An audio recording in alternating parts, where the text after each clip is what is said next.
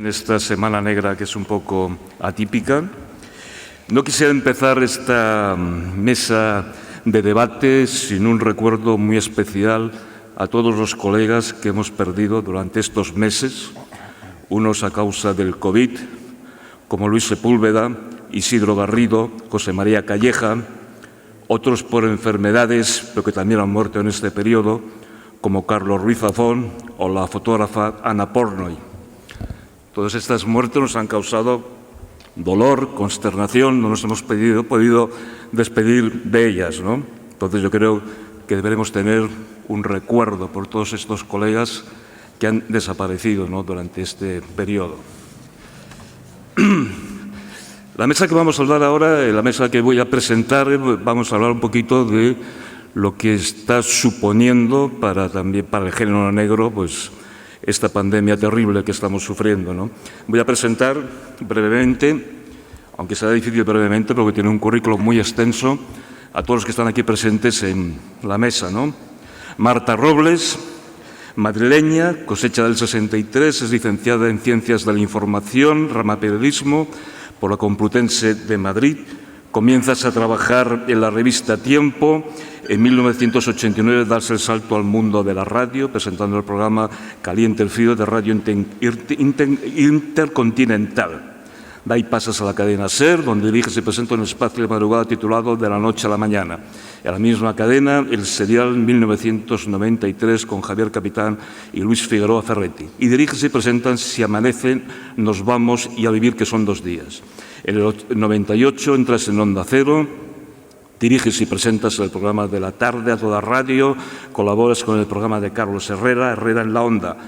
Tu primera oportunidad en televisión te la ofrece el Canal 10 de televisión por satélite que crea José María Calviño. En octubre del 89 vuelves a Madrid y entras a trabajar como coordinadora, guionista y presentadora del Magazín Regional de Castilla-La Mancha. Cuando el centro se traslada a Toledo, decides probar suerte en Telemadrid con el Magazín Cultural A Todo Madrid. Entre otros, presentas junto a Rafa Luque el Telenoticias del fin de semana. En el 92 entras como redactora en los informativos de Telecinco. En el 93, Jesús Hermida te ficha para su nuevo programa de Antena 3, Hermida y compañía. En el 96 te encargan la presentación del programa de recuerdo histórico Que Memoria Mía, dirigida por José María Íñigo. Luego presentas la edición de 21 horas del informativo Antena 3 en sustitución de Pedro Piqueras. Como periodista de prensa has escrito y has colaborado en revistas como Man, Woman, Panorama, Ella, Dunia, el Semanal 21, Suplemento a la Vanguardia, La Guía del Ocio, La Razón, La Gaceta de Salamanca, etcétera, etcétera. En no ficción has publicado una serie de libros, uno con Pedro J. Ramírez, El mundo en mis manos, La dama del Soy, con una biografía de Carmen Romero, Los elegidos de la fortuna, Madrid me marta, Usted primero, Carmen Posadas, y en el campo de la ficción, Las 11 caras de Lisboa, Diario de una cuarentona embarazada, Luis o los espejos. Y ahora llegamos, digamos, a las 3 últimas novelas por las que estás aquí precisamente en la Semana Negra de Gijón. Menos mal, perdona, creía que no íbamos a llegar nunca. De Gijón, ¿no? Que son A menos de 5 centímetros, La mala suerte, La chica que no supiste amar. Entonces mi pregunta, yo quería hacerte una pregunta, de cómo es, digamos, este paso, ¿no?, de una persona tan mediática, ¿no?, que está siempre en los medios de comunicación, en televisión y radio, ¿no? ¿Cómo es este paso, digamos, a la novela y sobre todo a la novela negra? Si nos lo puedes explicar. Vale, lo voy a hacer lo más corto que sea posible, porque dado que mi trayectoria ha ocupado tanto tiempo, voy a tratar de que mi respuesta sea más breve. Yo llevo escribiendo toda la vida, desde que era una niña. De hecho, escribí mi primera novela cuando tenía 16 años y está en un cajón y por suerte nunca verá la luz. Y desde que era muy niña, digo porque es malísima, evidentemente, y desde siempre, desde que era muy niña, me presentaba a concursos literarios y gané unos cuantos. Cuando empecé en periodismo casi por casualidad, porque me empujó mi primer novio, que decía que tenía una gran capacidad para la comunicación, pero yo quería hacer filosofía. Y lo cierto es que cuando empecé en periodismo, el periodismo se me metió en la sangre y ya nunca más saldrá. Quiero decir que aunque un día deje el periodismo y me dedique exclusivamente a la literatura, siempre seré periodista. Más allá de todo eso, siempre quise escribir ficción y yo he estado escribiendo desde el principio. He estado escribiendo siempre en prensa y he estado escribiendo siempre libros. Es decir, desde 1991 hasta aquí, entre los libros que he publicado en solitario, más los colectivos, tengo 16 libros, con lo cual no es que haya saltado de un día para otro, no es que yo ya escribía mucho antes de ser mediática. Y en cuanto a la relación con el género negro, mi generación, y no sabes bien tú, que creo que eres un año más joven que yo, ¿no? No sé. ¿3? Vaya, hombre. Claro, es que esto no puede ser, son todos 3 años más jóvenes. No puede ser. Todo bueno. Pues mi generación empezó a leer con unos pequeños investigadores que ahora hubieran pertenecido a lo que se llama Domestic Noir. Estos pequeños investigadores eran los 5, los 7, luego estaban los 3 investigadores que auspiciaba Hitchcock, incluso había una tal Puck que era investigadora. El caso es que todos empezamos un poco por ahí. Y a partir de un momento determinado, yo creo que con 10 o 11 años fue cuando me encontré con Poe y entonces sufrí una transformación y en las redacciones de mi colegio, que era un colegio de monjas, de pronto mis redacciones empezaron a teñirse de sangre, una cosa pero terrorífica. Tanto que yo digo que si en vez de ser en ese momento el mundo hubiera sido en a mí me sientan delante de un psicólogo y no me vuelven a levantar. Por suerte me pasó entonces que no se le daba mucha importancia. Pero es cierto que desde ese momento para mí el género negro fue siempre recurrente en mis lecturas. Yo he sido una lectora voraz y muy desordenada y no he tenido ninguna guía y siempre volvía al género negro. Entonces he podido leer todo lo que las otras cosas que leyera, pero siempre volvía al género negro. Debe ser que mi alma es un poco negra también. Estupendo. Por eso estás aquí. Bueno, Lorenzo Silva, es Madrid, cosecha del 66, variedad Carabanchel. Estudiaste en la Universidad Complutense de Madrid, eres abogado, eres especialmente conocido por tus novelas con esos maravillosos 2 guardias civiles, esa pareja de guardias civiles, Rubén Bevilacqua y Virginia Chamorro. Y aparte también, o sea, también te lanzaste una aventura editorial con la editorial Playa de Acaba, ¿no? Con Noemi Trujillo. Has publicado, pues bueno, has publicado muchísimos libros de no ficción, sobre todo, curiosamente, muchos relacionados con el Magreb, muchísimos, ¿no? Y con el norte de África. Luego, en narrativa has publicado, pues, aparte de tus libros policiales, muchísimos libros, por ejemplo, pues, Noviembre sin Violeta, La sustancia exterior, El nombre de los nuestros, La isla del fin de la suerte, El déspota adolescente, Carta blanca, Muerte del reality show. Con Noemi Trujillo también has escrito una serie de libros, como Recordarás tu nombre, Si esto es una mujer, Nada sucio. Tienes, y en la serie Bevilacqua y Chamorro, pues tienes el lejano país de los estanques, El alquimista impaciente, La niebla y la doncella, Nadie vale más que otro, La reina sin espejo, La estrategia del agua, La marca del meridiano, Los cuerpos extraños, Donde los escorpiones, Tantos lobos, Lejos del corazón, El mar de Corcira. Y tienes en tu haber, pues, premios tan importantes y tan fundamentales como el Premio Nadal, el Premio Algaba, Premio Planeta. Eres guardia civil honorario por tu contribución, digamos, a la buena imagen del cuerpo, y tienes también la Gran Cruz de la Orden de 2 de Mayo, ¿no? O sea, tienes una productividad, digamos, extraordinaria, asombrosa. Aparte, pues demuestras tener una versatilidad porque realmente has escrito sobre cualquier cosa, ¿no? Y has ganado unos premios tan importantes como el Nadal y el Planeta, ¿no? Entonces yo lo que te pregunto, ¿se puede morir de éxito? ¿Hay alguna cosa más ya? ¿O vas a parar ya? ¿O qué? Bueno, buenas tardes a todos. Yo me quiero sumar en primer lugar al recuerdo que hacías y además hacer una pequeña reflexión al hilo de él, ¿no? Creo que corremos el riesgo de que las personas que han quedado por el camino queden, como tantas veces en nuestra historia, de forma anónima, es decir, sean un número y no sean sus nombres, ¿no? Tú has hablado de una parte de mi trabajo que tiene que ver con el norte de África y en particular con el episodio, digamos, el último episodio colonial de España en el norte de África, que fue el protectorado de Marruecos, donde un mal día de julio de 1921 o una mala semana de julio de 1921 murieron 10.000 españoles cuyos nombres todavía hoy no sabemos. Esta es nuestra costumbre. Nadie hizo nunca la lista, ¿no? Muchos acabaron en fosas comunes y nunca se ha hecho una lista de los caídos, ¿no? Como si fueran eso simplemente un número. Y una vez más, pues tenemos 40.000 compatriotas, ¿no? Que han desaparecido y también corremos el riesgo de que sea solo un número. A mí me gustaría que hiciéramos, como tú has hecho, ese ejercicio de recordar todos sus nombres, ¿no? De los nuestros, a los que podríamos añadir alguno más, como Luis Eduardo Aute, ¿no? Por ejemplo, que también se ha ido en medio de todo esto. Y bueno, pues espero que hagamos el esfuerzo de una vez más no convertir a los nuestros en un número, que sepamos tenerles la compasión y el recuerdo de gratitud que les debemos. Y dicho eso, bueno, lo que es evidente es que se muere, de éxito o de lo que sea. Es decir, al final todos pasamos, ¿no? Y todos pasamos relativamente rápido y dejando menos huella de la que a lo mejor nos creemos que dejamos. Así que lo que a mí me parece, y es lo que a mí me ha traído la literatura, y sobre todo lo que me ha hecho quedarme en ella, es que durante este momento que nos dejan, ¿no? Hacer un poco de ruido encima de la superficie del mundo, pues que ese momento sirva para algo que sea gratificante para ti y, a ser posible, que gratifique a los demás. Yo la verdad es que he tenido la oportunidad y creo que la suerte y en cierto modo el privilegio de tener otros oficios y de conocer otras formas de estar en el mundo, muy diferentes, mucho menos divertidas, algunas de ellas, ¿no? Que la escritura.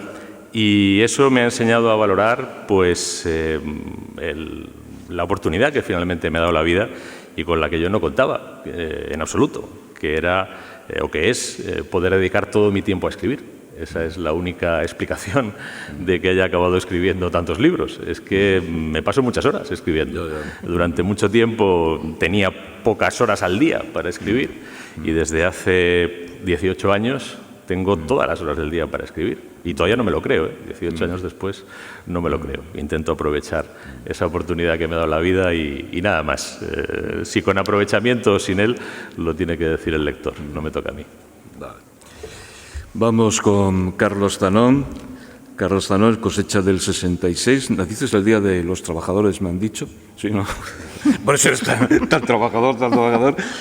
Bueno, y en ti es una cosa curiosa, porque en ti, digamos, se da pues una triple vertiente, ¿no? Porque tú eres un apasionado de la música, tienes libros sobre música, aparte eres poeta. Como poeta realmente tiene unos títulos que son impagables, que me gustan mucho, ¿no? Fue una noche triste, el sabor de tu boca borracha, gorda, en los parques de los osos, decepciones amorosas, babuinos machos y mendigas bosnias, ilusiones y sueños de 10.000 maletas, me odio y quiero morir, diario de un pollo grunge, algunas maneras de olvidar Gengis Khan, tic-tac. Luego ya con la novela negra yo creo que ya te vuelves un poquito más serio, ya con los títulos por lo menos te vuelves un poco más serio, ¿no? Y bueno, tienes unas novelas negras excepcionales, ¿no? Muy bien valoradas por la crítica, como Nadie ama a un hombre bueno, Tarde, mal y nunca, No llames a casa, Yo fui Johnny Thunders, Marley estaba muerto, Banco de sangre, Taxi, hasta llegar, digamos, a Carvalho, Problemas de identidad. Has sido finalista del premio Silverio Cañada y has ganado el premio Hamed. Además, has tomado, que eso es un desafío extraordinario, del relevo de nuestro querido Paco Camarasa, ¿no? En la dirección del Festival de Barcelona Negra. O sea, no eres el único que, digamos, que de los novelistas negros que vienen del campo de la poesía, ¿no? Tenemos aquí también a Carlos Salem, a Paco Gómez Esquivano, que también son poetas, ¿no? Y escriben novela negra, ¿no? Y te gustan a ti, yo creo que te gustan mucho los desafíos. Muchos pensamos, muchos colegas, nos echamos las manos a la cabeza, ¿no? Cuando te encargaron resucitar a Pepe Carvalho, ¿no? Y dijimos, esto parece como un regalo envenenado, ¿no? ¿Cómo lo llevas? ¿Va a haber continuidad? Vale, nada, muchas gracias. Bueno, me adhiero un poco a lo que ha comentado tanto José Luis como Lorenzo. Y nada, muy contento de volver a estar en En Gijón. Primero, una precisión. O sea, los títulos que has leído, hay algunos que son redacciones casi de cuando era adolescente. Me parece que Wikipedia, que debía ser mi peor enemigo, va mezclando. Lo de Me odio, quiero morir, Memorias de un pollo grunge, era un corto que cuando teníamos 18 años, un amigo y yo hicimos, que él encontró un pollo congelado en su nevera, que no sabemos desde cuándo estaba ese pollo. Y entonces lo dejamos fuera y lo fuimos grabando a medida que se iba descongelando. O sea, todo... quiero aclarar que no era un libro de poemas, sino que era una gamberrada grunge. Muy buen vídeo, ¿eh? No lo perdáis, si alguna vez lo encontráis por YouTube, es impagable. Con respecto al otro, bueno, yo sé que muchos colegas estaban como muy preocupados y seguro que la mayoría, o un tanto por ciento, preocupados bien por mí, ¿no? Yo soy bastante intuitivo, entonces cuando me propusieron eso, que es algo que nunca, que era hacer una novela con el personaje de Pepe Carballo, es algo que yo nunca me había planteado, nunca, o sea, que no es aquello que puedes pensar. Y dije que no, porque pensé que era un marrón, que a mí, o sea, el pastiche por sí nunca me había gustado, que luego era muy difícil, etcétera, etcétera. Lo que pasa es que dije que no, pero enseguida pensé que era una oportunidad como muy divertida y muy bonita de trabajar con un personaje tan importante que te había gustado tanto cuando empezabas a leer. O sea, yo recordé que cuando yo iba al instituto te intercambiabas Carballos, o sea, como cómics, como discos. Y entonces pensé que estaría bien, bueno, que sería bonito en cierta manera poder estar trabajar con ese personaje. También es un proyecto que la familia y la editorial me indicaron, o sea, decidieron que yo era, o sea, tampoco era una cosa que yo propusiera.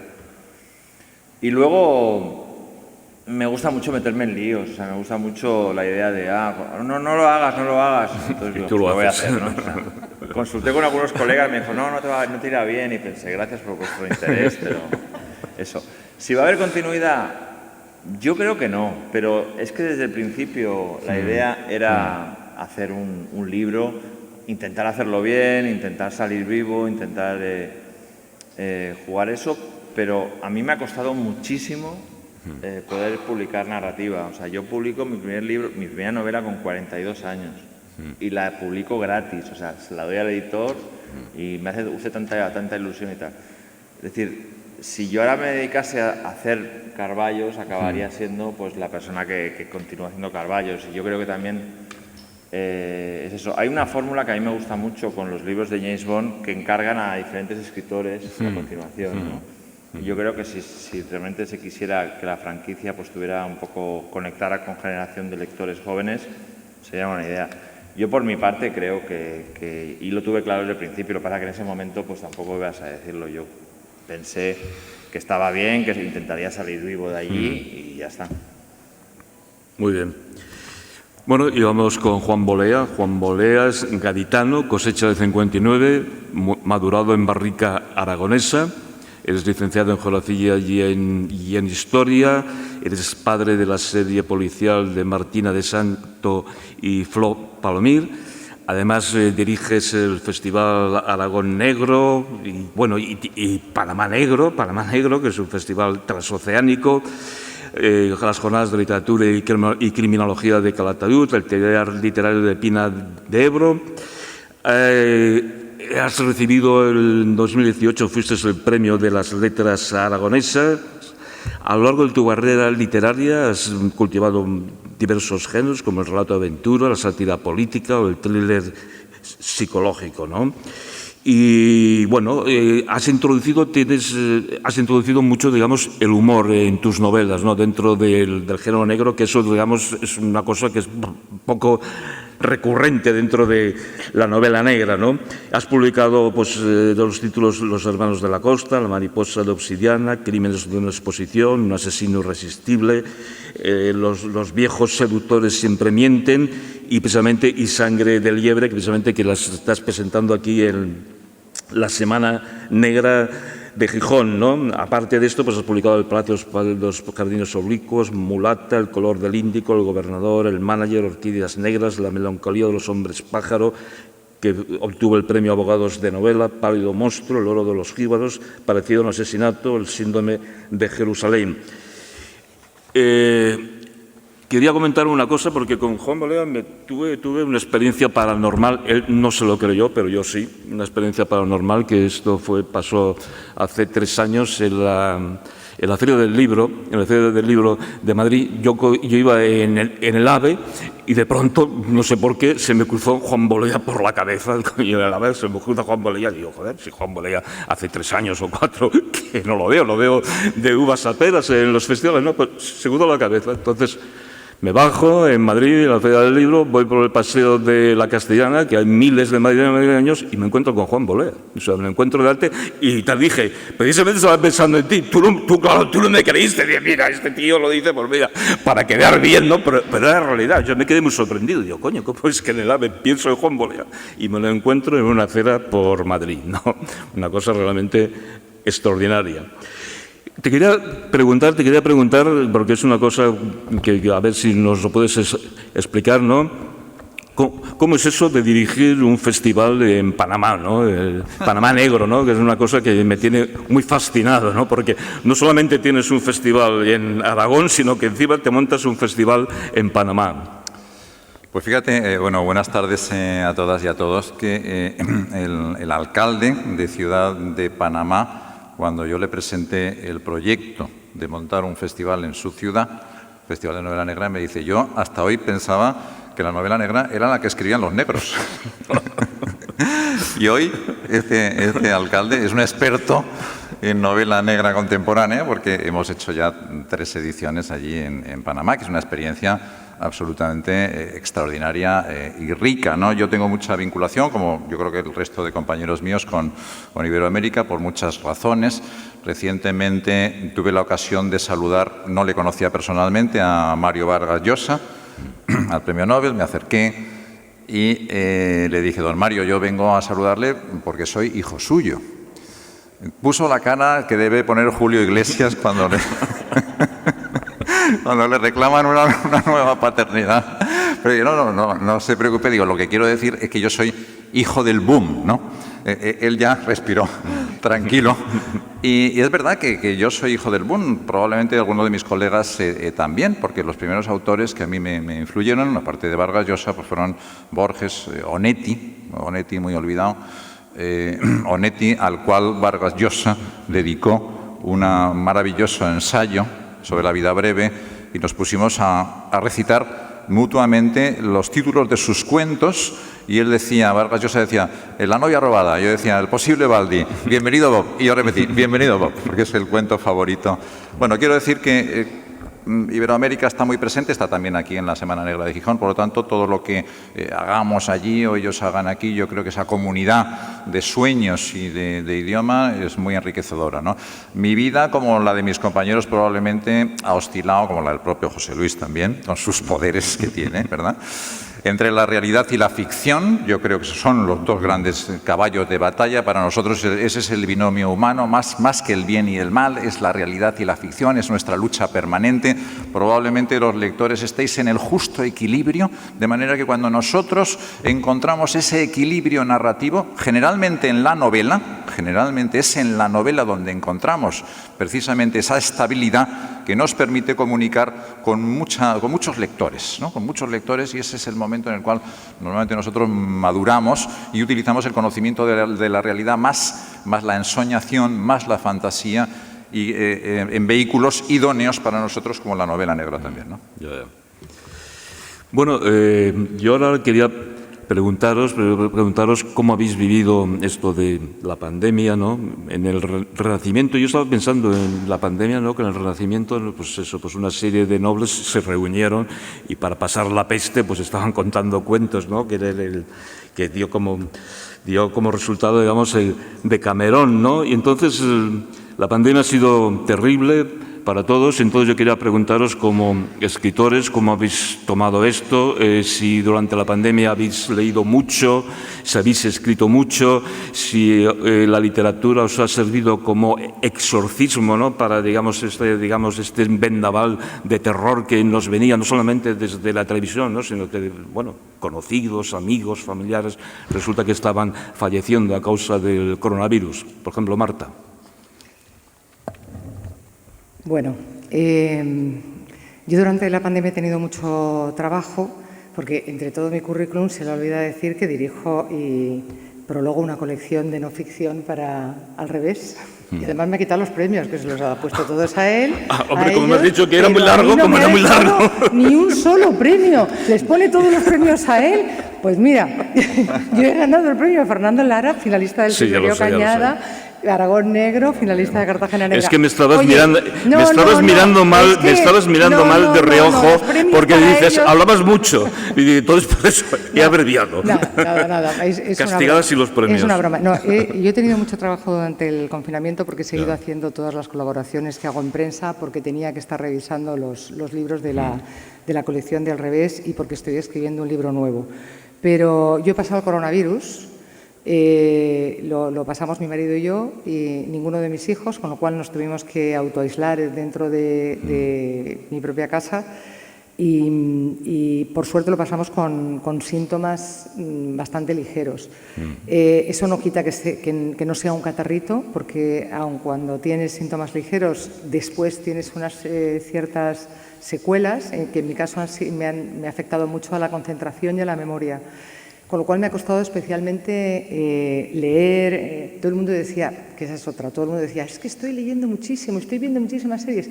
Y luego nadie estaba leyendo tanto, nadie estaba viendo tantas series. Y cuando al final hablabas de uno en uno, a todos nos estaba sobrepasando un poco la situación y nos costaba bastante trabajo leer y bastante trabajo escribir. Yo debo confesar que al principio del confinamiento, quizás porque me puse mala, pero me costó muchísimo trabajo centrarme y concentrarme. Pero a partir de un momento determinado, de pronto tuve una actividad muy productiva y he conseguido sacar adelante ya sobre 2 ruedecillas el libro que estoy escribiendo ahora. Y bueno, pues en confinamiento he sacado la 3ª edición de mi última novela, que eso también anima mucho. Hemos sacado, justo pasado el confinamiento, otro nuevo título de la colección de Al Revés y ya no me ha dado tiempo para más porque es que, entre otras cosas, tenía que cocinar para 5 tíos que desayunan, coman, meriendan y cenan y, claro, no es lo mismo estar con 5 chicas que se toman un yogur. Entonces no he tenido más tiempo para nada. Muy bien. ¿Vosotros, Lorenzo? Bueno, yo primero ordené mi biblioteca, cosa que tenía pendiente desde hacía mucho tiempo, y lo limpié todo. El jardín, el garaje, la casa, todo de arriba abajo. Me dediqué muchos días a limpiar, que es muy terapéutico, la verdad. Limpiar y ordenar es extraordinariamente terapéutico, ¿no? Pero bueno, ya he superado esa primera fase y aparte de... Bueno, yo tengo una niña pequeña de 7 años con la que he tenido el reto de aprobar primero de primaria. Me ha costado más su primero de primaria que mi tercero de carrera, porque tiene una profesora verdaderamente exigente para su bien, ¿no? Pero que nos ha hecho trabajar de firme, las matemáticas, la lectoescritura, el dibujo, el inglés, absolutamente todo. Y en los ratos que eso nos dejaba, pues yo sí he leído mucho, ¿eh? Yo he leído y he escrito. He escrito algo que normalmente para mí es imposible escribir, que es un diario. Yo he intentado como media docena de veces escribir un diario y mi diario ha naufragado como mucho al 7º día, porque al 7º día tienes la tendencia de releerlo, ¿no? O la tentación de releerlo. Yo releía mi diario al 7º día y decía, y todo esto, si ni siquiera a mí me importa, ¿a quién le va a importar? Y entonces abortaba el diario irremediablemente, ¿no? En esta ocasión he aguantado 50 días. He aguantado 50 días porque más bien es un diario no de mi existencia confinada, que no podía ser más irrelevante, ¿no?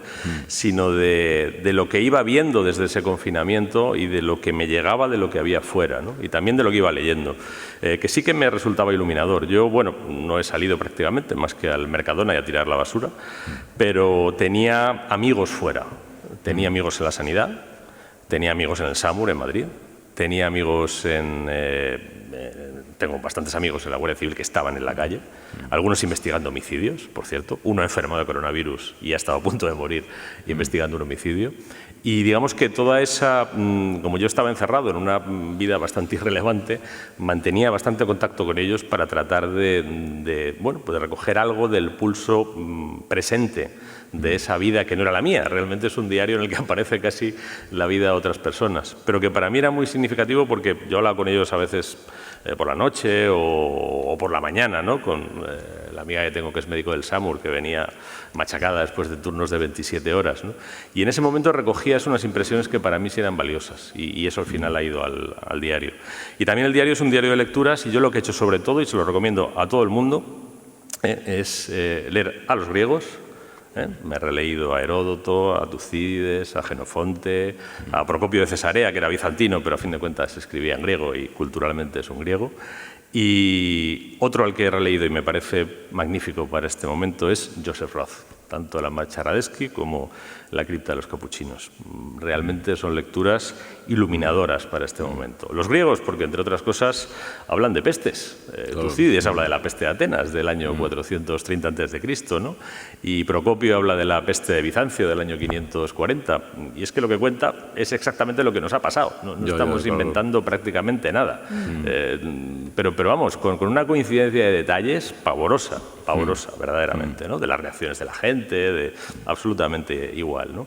Y Joseph Roth cuenta cómo se hunde un mundo, cuenta cómo se hunde una representación de la realidad que era el Imperio Austrohúngaro, ¿no? Que quienes vivían como súbditos del Imperio Austrohúngaro creían que eso iba a estar ahí siempre, ¿no? Y de un día para otro desapareció.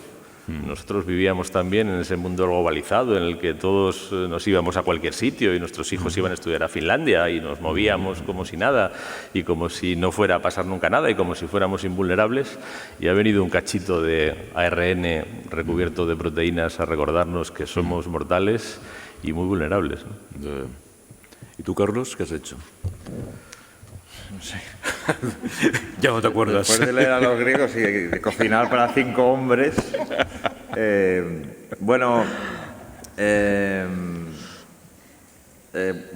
realidad sí que cosas. Bueno, me tuve como un retroceso al mundo de cuando eras pequeño, ¿no? O sea, yo tenía mis padres, que mi padre tiene un Alzheimer muy avanzado, mi madre estaba con él, entonces ellos estaban aislados, entonces volvía a que mi madre me hiciera la lista de la compra, ibas ahí con esa letra que ya no entendías y en cierta manera hay una primera parte que yo me lo tomé como una oportunidad que te daba esto para volver a establecer relaciones con gente de tu entorno, tus padres.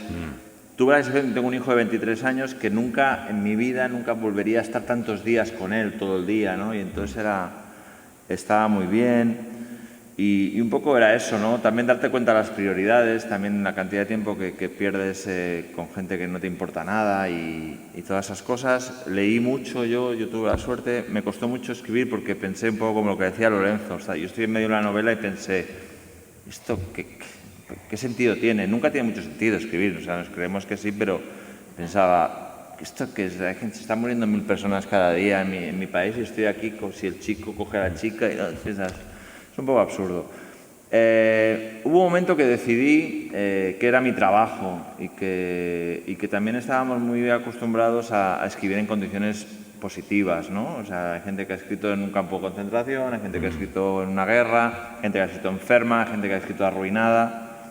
Y entonces yo necesitaba eso.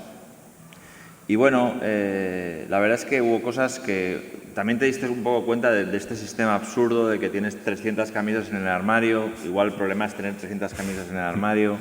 Lo de, ¿qué hacemos hoy? Pues este fin de semana podríamos ir a Milán. Pues sí, qué divertido, ¿no? Me rayaba mucho la idea de que mi mundo desapareciera, es decir, que nunca más pudiera venir a Gijón o ir a Roma, o eso sí que me... a mí me volaba mucho la cabeza la imposibilidad de poder escapar. Pensaba, están todos igual. O sea, si me voy de Barcelona, ¿a dónde voy? Están todos igual.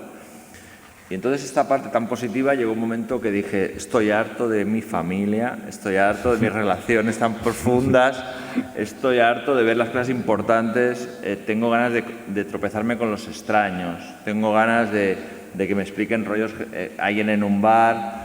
Tengo ganas de perder el tiempo en cosas livianas, estoy harto de tanta profundidad y entonces a mí el final se me hizo muy, muy, muy pesado. O sea, yo tenía ganas de salir de casa y chocarme con la gente y de perder el tiempo con gente que no me importa, porque creo que también somos eso, ¿no?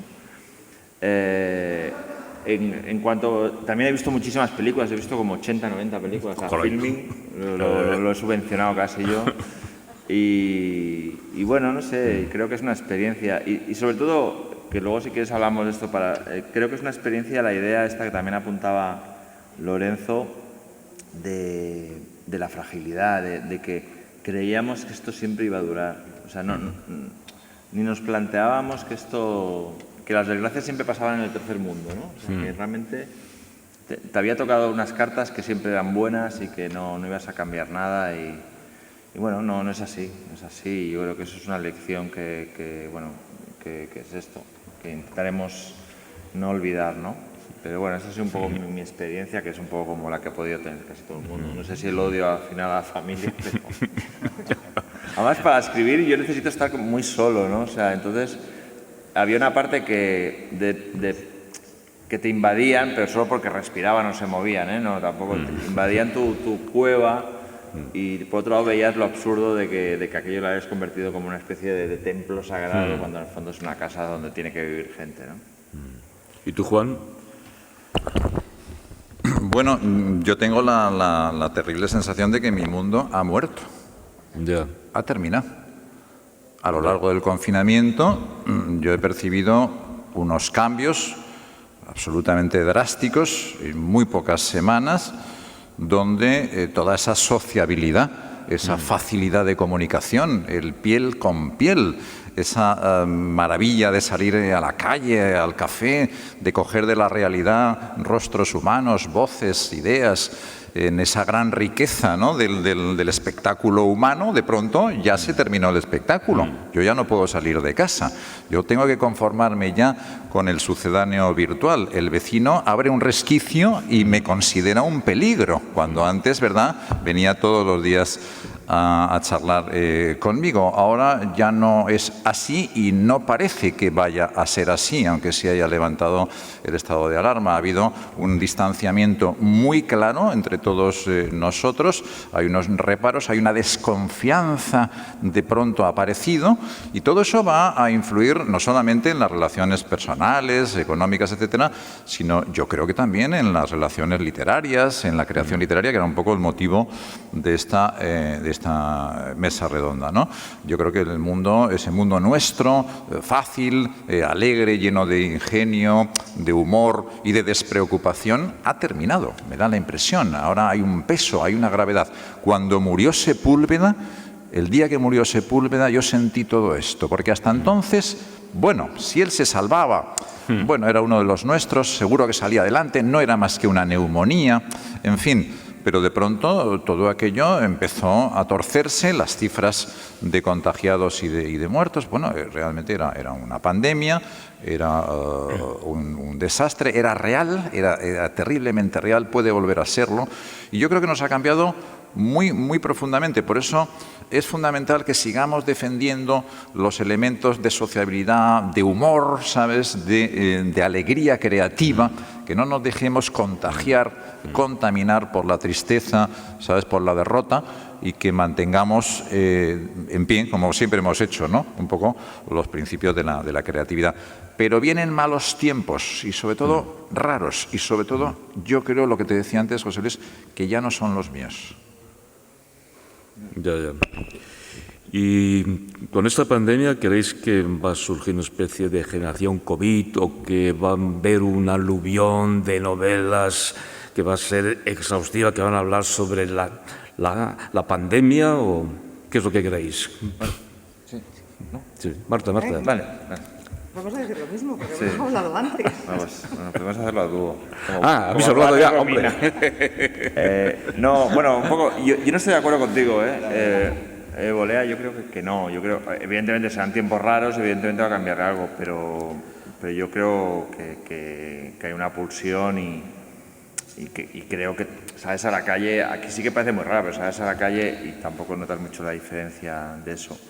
Yo creo que el mundo ha podido cambiar y que sean raros y tal, sí, pero bueno, no sé, yo pienso mucho en los atentados del 11S, ¿no? Es decir, sí que aquello fue una conmoción, hubo una guerra, pero a nivel, por ejemplo, lo que hablábamos un poco el tema de la mesa, a nivel de la literatura, sí que hay cosas que van quedando, o sea, un pozo de desconfianza, un pozo de todo esto, pero quiero decirte, tampoco, no creo que vaya a haber una literatura llena de mascarillas y llena de contagio y llena de eso. En el fondo, la reacción de los libros siempre puede ser de evasión o puede ser de buscar una solución, pero en los libros siguen saliendo cosas que ya no pasan. En los libros la gente está todo el día fumando en cualquier sitio.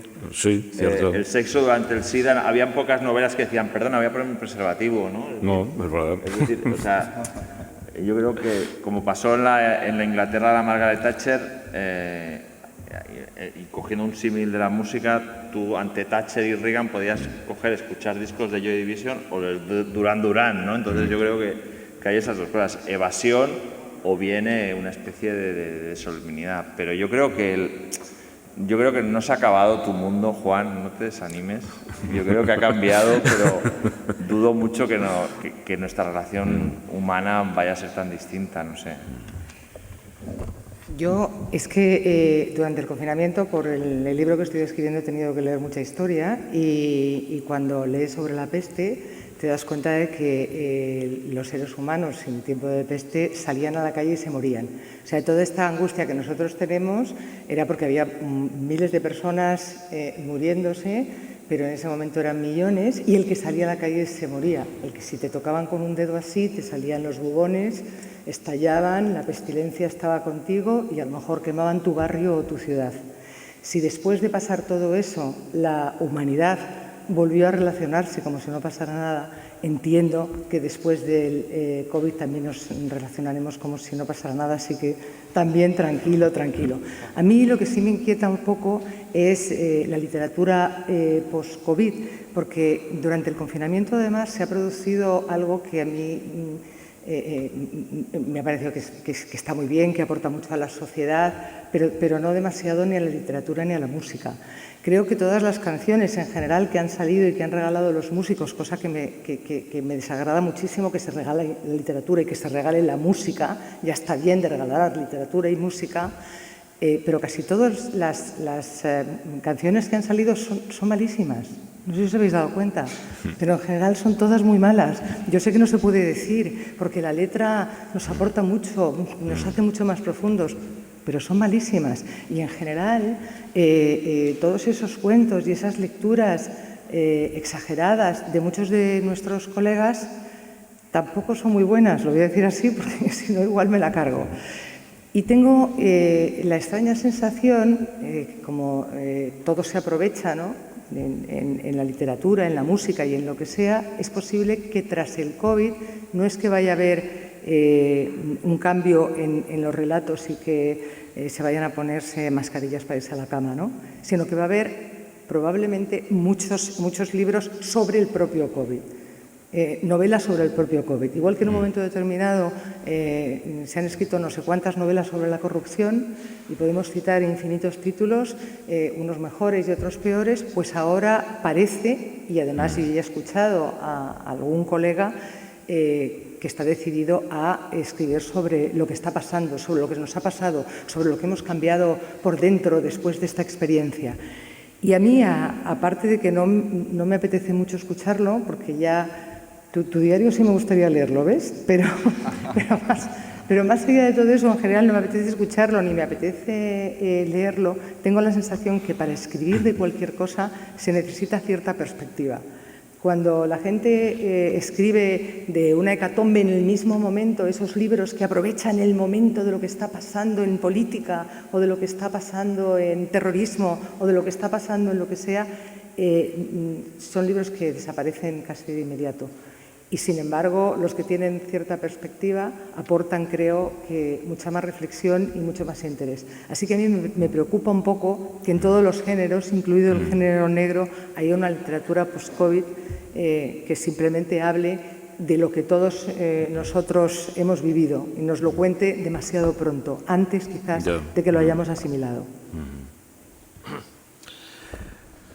Yo primero estoy de acuerdo con lo que dice Marta. Creo que para hacer literatura con una mínima ambición tienes que tomar una cierta distancia, ¿no? Sí, sobre todo si quieres proponer algún tipo de ejercicio interpretativo, ¿no? O invitar a un ejercicio interpretativo, no hacerlo tú, porque a lo mejor ninguno estamos capacitados para hacer ese ejercicio individualmente, ¿no? Sino para contribuir a estimular la interpretación colectiva, ¿no?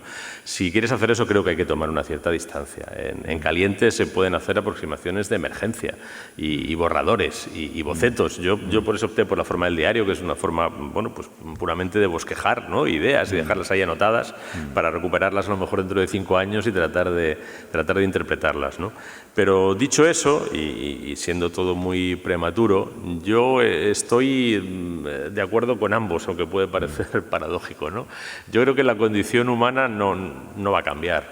La condición humana ha sufrido tantos cataclismos y sigue siendo la misma. Yo mencionaba antes a este autor bizantino del siglo VI, Procopio, habla, por ejemplo, de cómo durante la peste de Bizancio había 2 partidos que tenían una rivalidad muy enconada. Se organizaban en torno al hipódromo, había 2 equipos, ¿no?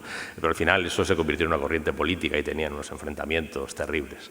Y cuenta Procopio que en medio de la peste, ¿no? Cuando los muertos los sacaban fuera de la ciudad y se los llevaban en barcas y los enterraban de cualquier manera, pues como hemos hecho nosotros también, ante el espanto frente a la enfermedad, pues todos enterraron sus diferencias, ¿no? Y hubo una ola de solidaridad y de estamos frente a un enemigo común y tal.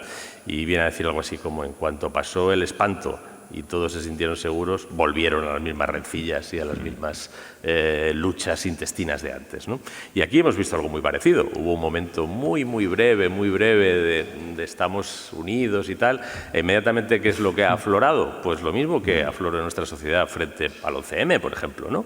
Una conmoción comunitaria que, en lugar de generar una respuesta unánime, lo que generó fue más división y arrojarse los muertos a la cabeza, ¿no? Y tratar de etiquetarlos.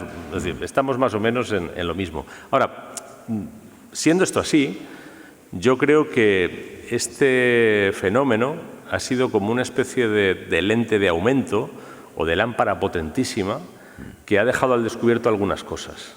Y esas cosas, y la conciencia de esas cosas, creo que va a llevar a que, en cierto modo y en aspectos sustanciales, nuestras sociedades y nuestra vida cambien. Y se podrían poner muchos ejemplos, pero mira, hay uno que a mí me hace pensar continuamente. Hemos descubierto, gracias al Zoom, Meet, Teams, todas esas cosas que yo no tenía ninguna instalada en mi ordenador y ahora las tengo todas instaladas en mi ordenador, pese a que soy profundamente enemigo porque estoy convencido de que son agresiones directas contra mi privacidad y que son máquinas de recolectar datos personales, ¿no? Bueno, pues todos hemos hecho eso y hemos descubierto, por ejemplo, que a través de... Yo, mira, la semana pasada, el lunes, tuve una reunión con una productora de televisión. Una reunión compleja, sobre un tema complejo. La tuvimos por Zoom. La reunión se despachó en 43 minutos, sin que nadie saliera de su casa. Yo he trabajado para la gran empresa privada y para las grandes multinacionales.